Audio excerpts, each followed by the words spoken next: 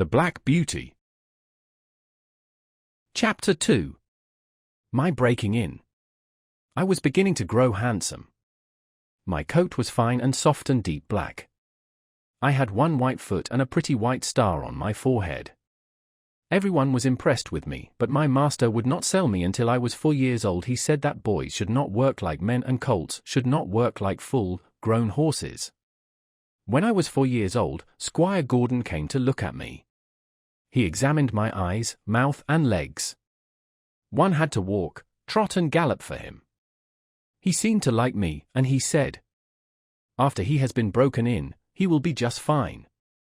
My master said he would break me in himself, since he did not want me to be frightened or hurt. He said he would begin the very next day. Everyone may not know what breaking in is, so I will describe it.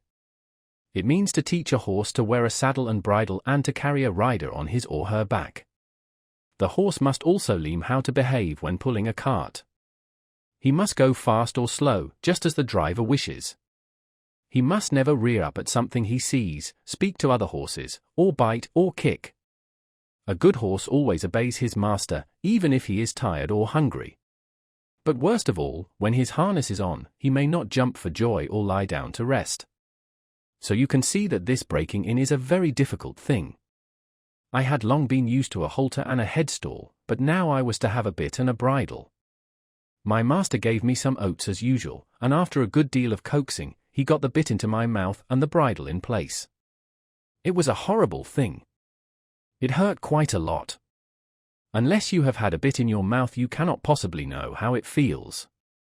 A large piece of cold, hard steel as thick as a man's finger is pushed into the mouth, between the teeth, and over the tongue.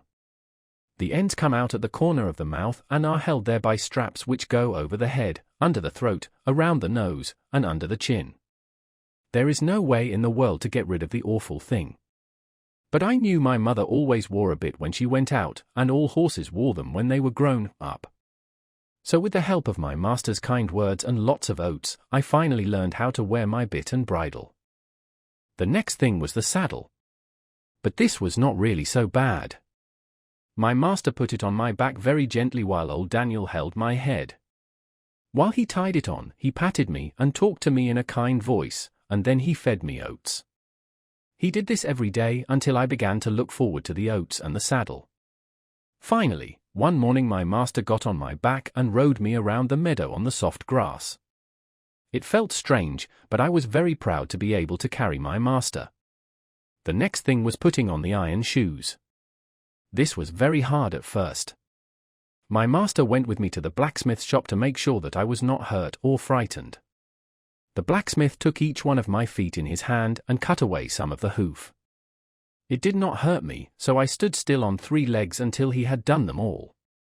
Then he took a piece of iron the shape of my foot and clapped it on. He drove some nails through the shoe and into my hoof. This was so the shoe would stay firmly on my foot. My feet felt very stiff and heavy, but in a while I got used to it. The next thing my master did was to get me used to a harness.